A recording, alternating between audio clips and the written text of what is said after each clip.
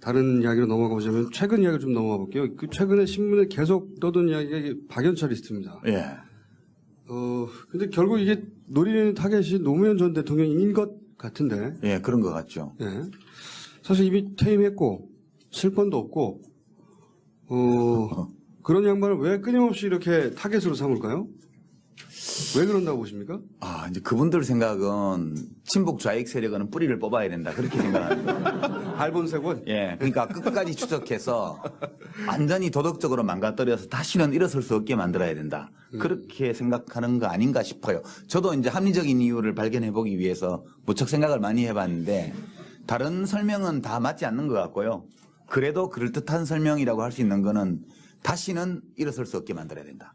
완전히 도덕적으로 죽여야 된다.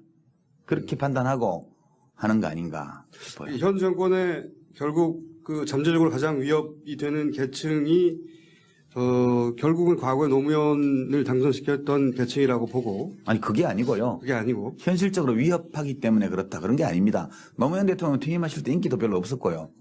퇴임하시고 나서 뭐 좀 많이 좋아지긴 했지만 그래도 상징적인 부심적이라 다시 될까 봐.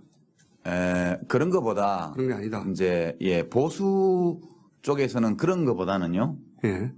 이제 원래 뭐 저희 생각에는 참여정부나 노무현 대통령이나 저나 뭐 이렇게 저 같은 경우도 제가 중도 진보 또는 뭐 온건 진보 또는 중도 좌파다 그렇게 얘기를 하는데 뭐 민주공화국에서는 좌파 중도 좌파도 다 시민권이 있지 않습니까? 그게 민주주의 국가인데 저분들이 보기에는 전 좌빨들이다 이렇게 보는 거죠. 좌익 빨갱이들이다.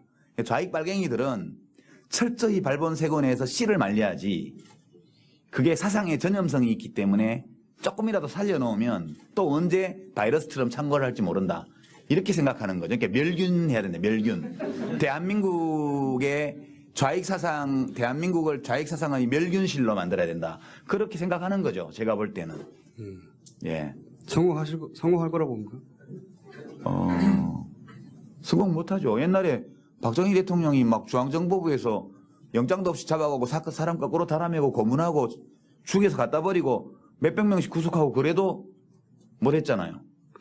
어젠가 신문에 보니까 확인된 건지는 잘 모르겠는데 돈이 뭐 몇백만 불이 어디로 입금됐다 이런 기사도 있던데. 그거야 이제 더 두고 봐야죠. 저도 뭐 제가 알 수가 없으니까 그건 저도 신문 보고 뭐 이런 일이 있나 보다 이런 말이 있나 보다 아는 거지. 전들 뭐 그거에 대해서 이럴 것이다 저럴 것이다 뭐 이런 정보를 갖고 있거나 판단을 할 수 있거나 그런 건 전혀 없습니다. 그냥 보고 있는 거죠. 근데 그 이 박연차 리스트나 혹은 뭐 최근에 청와대 행정관 뭐 혹은 대법관의 메일 이런 일련의 사건을 보고 있자면은 어떤 기획의 힘을 저는 막연히 느낍니다. 그러니까 음모론 말고 그러니까 종합 기획자가 있지 않는가 이 전체 사건을 관계부처 대책회의처럼 과거에 뭐 딱히 누군지는 저는 모르겠는데 정권의 핵심에 있었던 경험이 있는 분으로서 이런 기획이 가능하다 보십니까? 저희는 그런 기획을 해본 적이 없어서 그런데 가능하다고 보십니까? 예, 가능하겠죠. 예, 저는 가능하다고 보고. 그러면 지금 어느 정도의 기획은 있다고 보십니까? 그러니까 제가 그 리스트라는 거에 리스트가 뭐 2가지인가 3가지 리스트가 있고 대검 중수부에서 그 리스트를 다 분석해놓고 있다는 얘기를 들은 게 한 넉 달 전이거든요. 네. 그러니까 근데 이제 아직은 안 하고 좀 이따가 할 거다. 뭐 그런 얘기. 그게 이미 작년에 제가 들었던 이야기고요. 그래서 그게 무슨 리스트인지 뭐 그런 거는 알 수 없었고. 그러나 정권 차원에서 어떤 기획이나 혹은 일정표에 따라서 가고 있다 이런 느낌은 좀 오죠. 아니면 말고. 책임질 수는 없으니까. 예, 뭐 책임질 수 없죠. 그냥 주관적인 저는 느낌을 이야기하는 거니까. 뭐 아니면 말고는 과거 언론도 많이 했고 그러니까. 종합기획자가 있다면 누굴까요? 그거야 잘 모르죠. 저도 이제 뭐 귀양사에 하는 주제 요새 조정에 누가 힘이 세는지 제가 알겠습니까? 예. 도성지가 누군지도 모르겠고 저는 그렇거든요. 예. 제가 이게 벌써 거의 1시간을 썼는데 예. 그러네요. 질의응답에 할당된 시간이 얼마죠? 50분이요? 그리고 몇 시에 끝나야 하죠? 9시까지나? 예. 그럼 제가 시간을 좀 더 쓰겠습니다. 예. 책을 읽다가 또 한 대목에서 제가 꼭 물어봐야 되겠다 싶었던 게 있었는데, 노무현 대통령이 전 대통령이 직접 한 말 중에 본의 아니게 결과적으로 계몽주의를 한 꼴이 됐다. 이런 토론을 했다는 문구가 있더라고요. 예. 여러 번 읽었는데 의미를 정확하게 모르겠어요. 어떤 의미로 이 말을 하셨던 건가요? 계몽주의를 한 꼴이 됐다. 그러니까 그게 그런 얘기가 좀 있었죠. 대통령이 왜 국민을 가르치려고 들으냐. 그런 얘기들이 이제 지난 정부 때 좀 있었고요. 그리고 이제 대통령의 제안이나 주장이나 이런 것들이 논리적으로 보면 참 깔끔하게 성립이 가능한데 국민들이 좀 싫어했어요.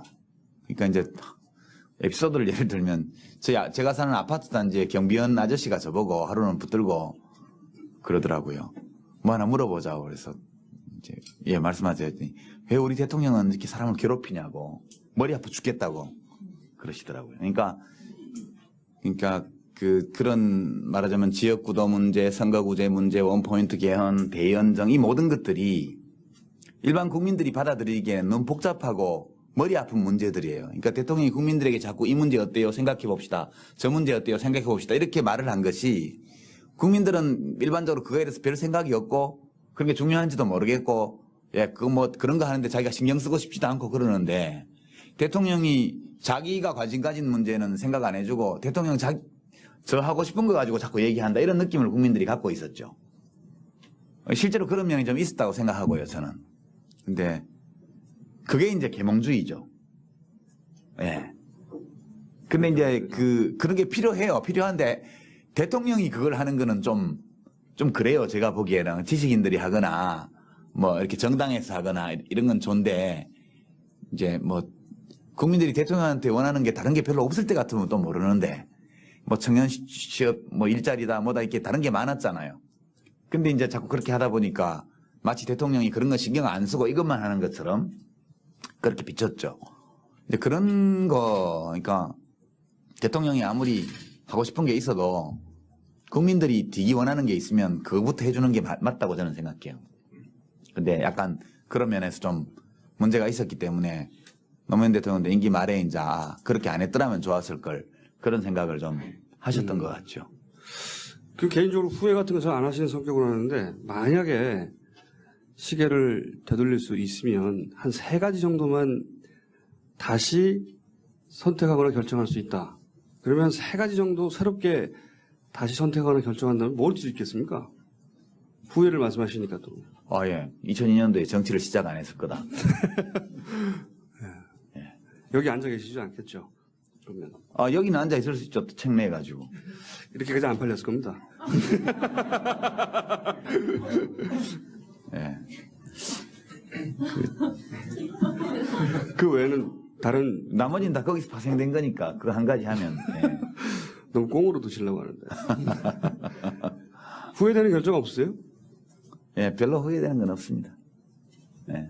후회까지는 아니어도 이렇게 했으면 더 좋았을 것을 하는 결정도 없습니까? 이제 그런 거는 있죠. 마음속으로 이제 대구에 출마하기로 몇 년 전부터 결심을 했으면 장관 할 때 대구도 좀 왔다 갔다 자주 하고 수성 얼굴에 신경도 좀 많이 쓰고 그럴 걸 그냥 맹탕 말 안 하고 있다가 그랬구나. 예, 그 장관 할 때 대구를 와도 수성구를 못 들렀어요. 왜냐하면 혹시 정치적으로 또 논란이 될까봐 장관이 그러면 안 되지. 그렇게 해서 전혀 그런 걸 못 했거든요. 그래서 이제 좀 내가 너무 순진했구나. 그런 거. 만약에 다시 한번 현실 정치를 한다면 대구에 또 출마하실 겁니까?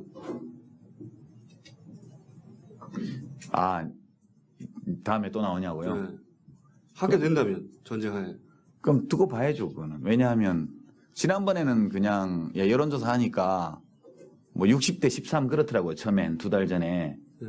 뭐 그래도 한번 해보지 하는데 의미가 있으니까 이렇게 했는데 다음에도 또 뭐 60대 10 이렇게 나오면 무슨 대구 시민 욕보일러라고 선거 나가는 것도 아니고 그거는 아닐 것 같아요. 그런 거는. 그래서 그런 거는 봐야지 무조건 뭐 그렇잖아요. 지난번 제가 대구 선거 출마한 거는 2002년 대선에 대한 커튼콜, 감사의 커튼콜 같은 거였죠. 그냥 그런 결과적으로 그런 의미 정도 되는 거였고요. 그걸로 이제 마침표를 찍었다고 봐야죠. 일단은. 뭐 한 두 가지 정도 말씀하셨는데 다시 되돌릴 만한 일 생각 나시는 거 없습니까? 예, 뭐 특별히. 예. 그렇군요. 이명박 정부 성토하는 목소리가 사실 굉장히 많은데, 예. 근데 또 한편으로는 점점 익숙해지고 있다는 생각도 들어요. 그럼요. 화내기도 지치고, 예. 예. 쟤는 원래 그러니까 관심을 끌어버리는 어떻게 할 수 없다. 좀 위기감 같은 건 들지 않으십니까? 아니요. 익숙해지고 무덤덤해진다. 자극에. 아, 그건 뭐 우리 총수님 같은 분은 그럴지 모르겠는데요. 예, 이제 이게 뭐랄까 경제학에서 말하는 한계 비효용, 한계 고통. 그러니까 이런 이명박 정부의 그런 국민 기본권에 대한 탄압이나 이런 것들이 한 번씩 가해질 때마다 그것이 주는 불쾌감이라는 거는 그것이 누적될수록 커집니다, 사실은. 지금 당장 뭐 이렇게 국민들의 저항이 대규모로 터지지 않아서 그렇지 밑에서 차곡차곡 말하자면 화약이 쟁여져 가는 과정이거든요. 그래서 이명박 대통령께서 뭐 지금 좀 조용하니까 역시 먹히는갑다. 뭐 예비군 잡아놓고 유모차 기소하고 뭐 정치인들 사정하고 뭐 이렇게 하는 게 검열 강화하고 이러는 게 먹히는갑다 이렇게 생각하는 것 같아요. 그런 것 같아요. 예. 근데 그분이 역사를 너무 모르셔서 그래요. 이명박 대통령이 역사를 너무 모르시는 것 같아요. 이거는 무슨 제 독창적인 생각이 아니고요. 동서고금을 막론하고 역사를 좀만 들여다보면 이렇게 하는 그 정책의 결과가 어디로 간다는 거는 뻔연히 알 수 있는 겁니다. 예. 이명박 대통령은 역사도 잘 모르시죠. 아니 뭐 저는 그렇게까지는 말 안 하겠습니다. 역사를 잘 모르시는 건 확실한 것 같아요. 네. 근데 일반인들은 답답한 것이 뭐 촛불을 들어도 이제 잘 안 되고 예. 뭘 해야 될지 모르겠고. 아, 그거 이제 좋잖아요, 지금. 옛날 박정희 대통령 때는 언제 끝날지 몰랐는데. 또 전두환 대통령 때도 말이 7년이지, 그 다음에 또 할지도 몰라, 딴 사람이 해도 선거인단으로 하는 거니까 이름하고 얼굴만 다르지 똑같은 정권이 있을 거야. 이런 게 있어서 암담했잖아요. 지금은 정권교체도 이렇게 두 번이나 됐고 그런 사회이기 때문에 거꾸로 매달 하나도 청와대식에는 간다. 예, 2013년인가요? 2013년 2월 25일? 하여튼 그때 되면 대통령 바뀌게 돼 있어요. 누가 올지 몰라도. 그러니까 국민들이 상당히,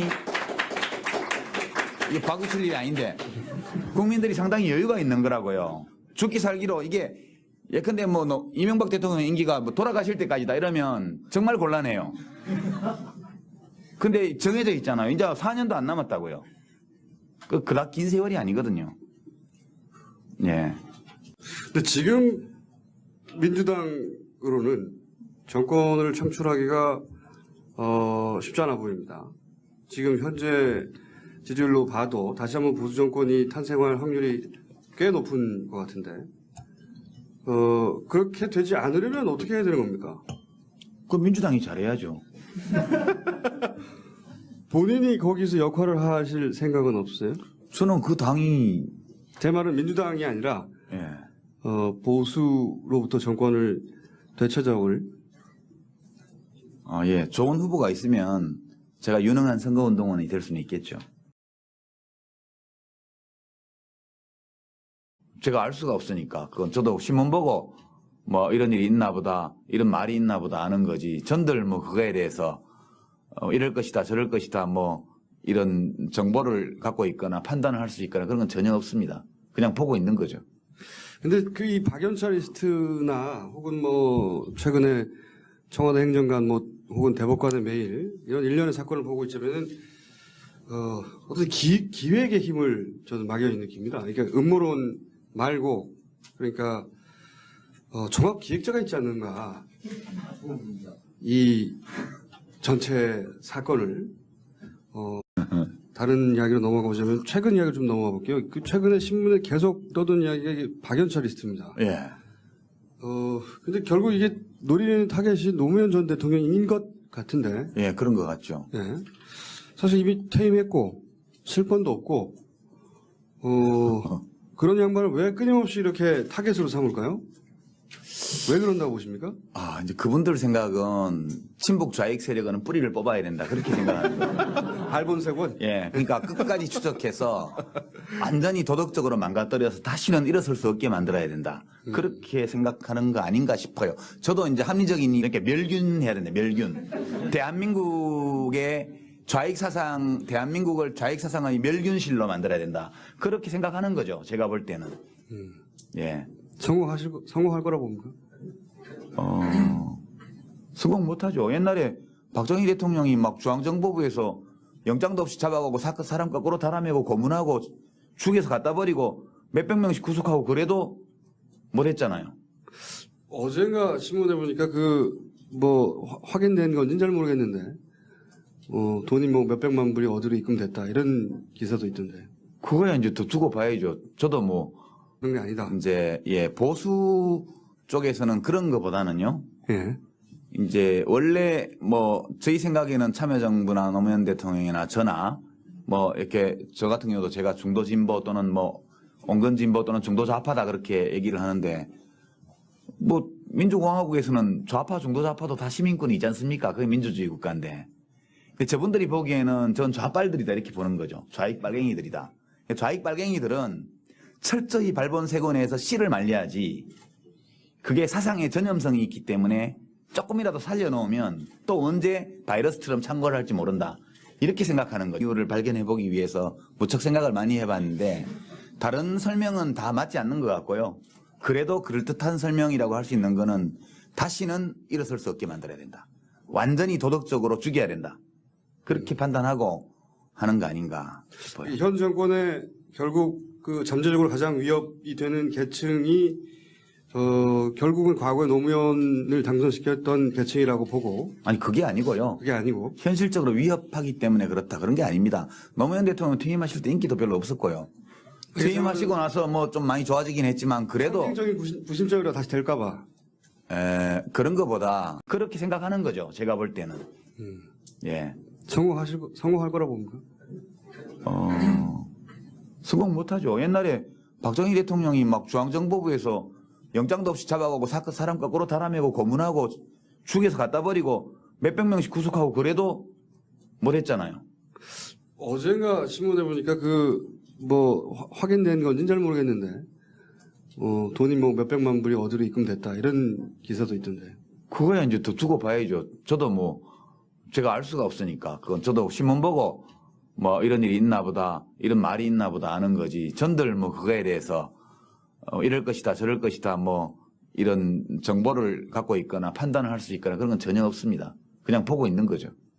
근데 이 박연차 리스트나 혹은 최근에 청와대 행정관 혹은 대법관의 메일 이런 일련의 사건을 보고 있자면은 어떤 기획의 힘을 저는 막연히 느낍니다. 그러니까 음모론 말고 그러니까 표에 따라서 가고 있다 이런 느낌은 좀 오죠. 아니면 말고. 책임질 수는 없으니까. 예, 책임질 수 없죠. 그냥 주관적인 저는 느낌을 이야기하는 거니까.